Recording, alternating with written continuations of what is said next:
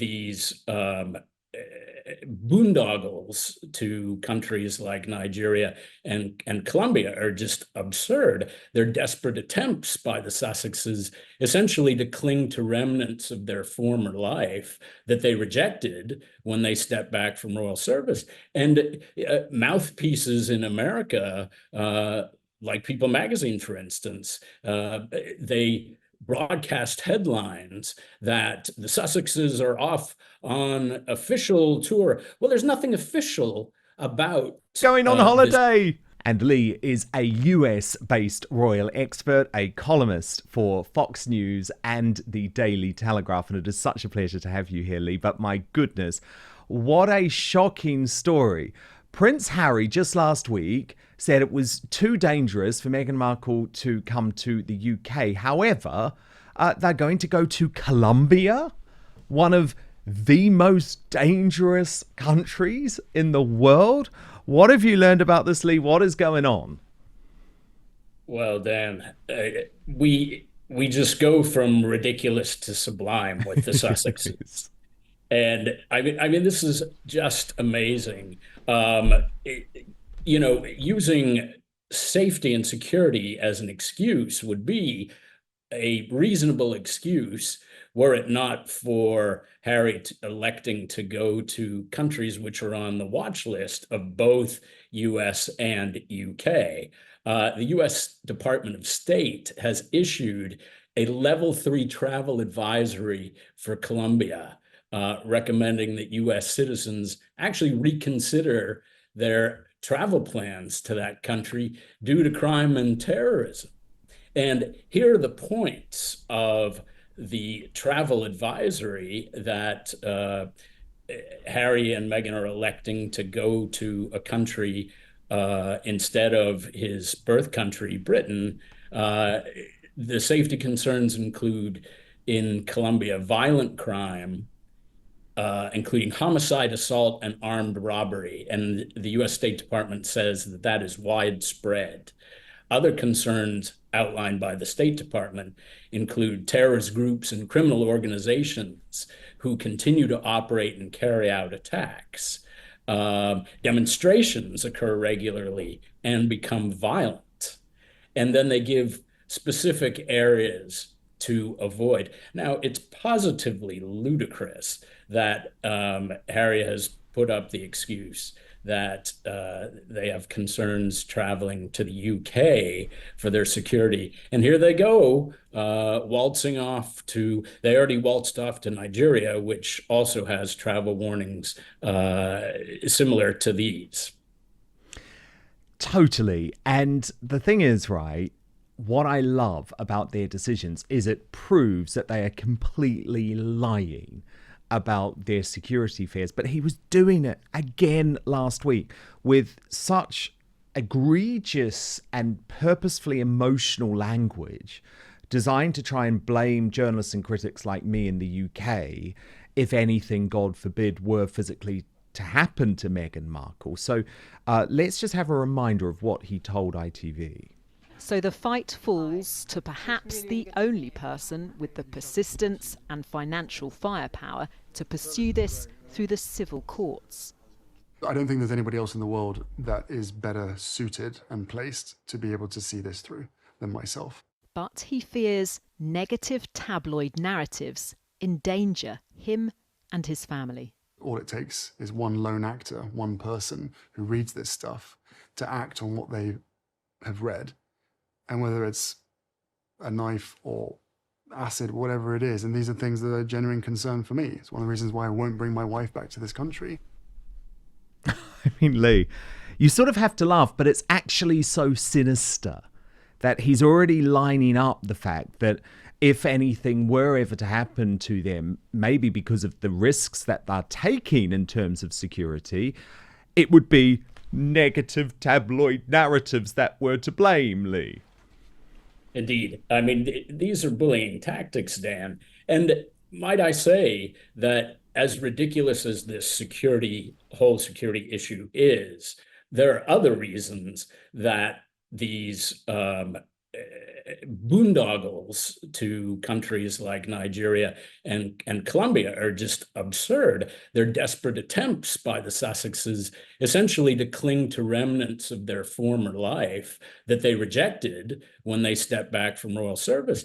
And mouthpieces in America, like People magazine, for instance, they broadcast headlines that the Sussexes are off on official tour. Well, there's nothing official about going on holiday. There's no Exactly. difference to you or me going to Colombia. Okay, so this is really interestingly. Let's be honest about what they're trying to do then. They are effectively trying to create some sort of alternative royal family based out of Montecito. And do you believe this narrative that it's actually because one day they hope to come back and take over the real British family? Well, I don't know about that. I think it's more likely, Dan, that they're just grasping for relevance and any mentions in the news. This is what they have to do to remain relevant. They had a wonderful situation when they were part of the royal family. They didn't have to work for any of their publicity. Now that they've rejected those responsibilities and attacked Harry's family, they have to work. They have to sing for their supper and grasp for every opportunity. That's what this is. And I would encourage you to think back to another royal couple, a king who abdicated and married another American. Sadly, we don't have a good track record with members of the royal family marrying Americans, but I promise you there are worthy American women. Yes, so you're referring to the Duke of Windsor and Wallis Simpson. Of course I am. Sadly, your lot have not picked the right American women. And having said that, the Duke and the Duchess of Windsor engaged in similar activities when the Duke abdicated the throne in 1936. Soon afterwards, they took a very ill-advised quasi-royal tour because the Duke was no longer king, although he still was HRH, the Duke of Windsor, certainly. But and they did it for the same reasons. He wanted to show his wife the royal treatment, even though she was never royal. And unlike Meghan, she was never even given a royal title. But that went over like a lead balloon. Countries keep on giving in to their madness, like Nigeria invited them, and now we see Colombia, the Colombian government, invite them. Well, it's very sad, but I believe that these countries do it for their own publicity because they're certainly going to be catapulted to the headlines in the United States and Britain and perhaps around the world when they see grinning Cheshire Cat images of Harry and Meghan with their nation's officials. And let's face it, they're probably not going to make the headlines of the most important papers otherwise.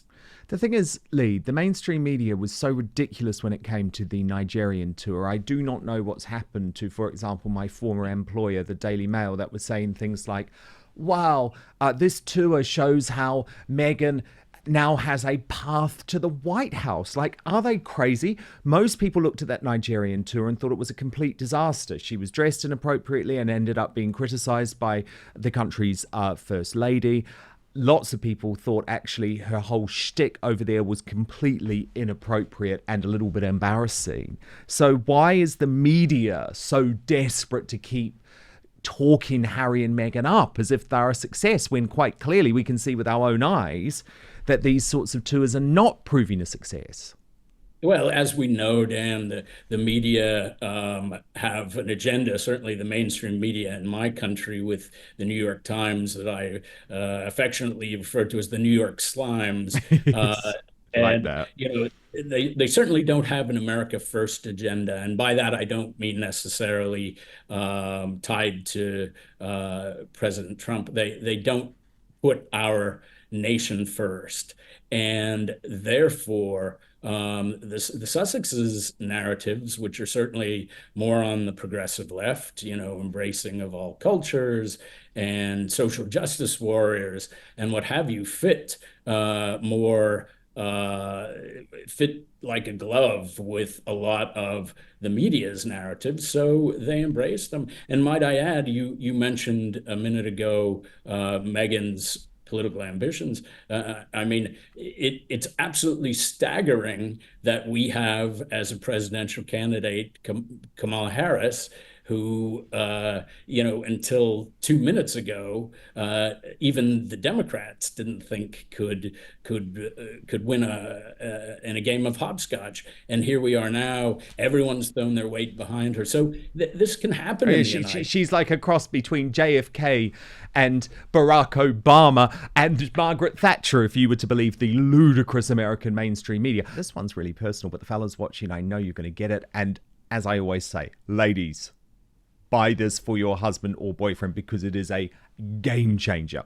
So men, let me tell you, want grooming to be a one and done deal. And the days, thank God, of using the same trimmer for your face and your private parts are over, thanks to our friends at Manscaped.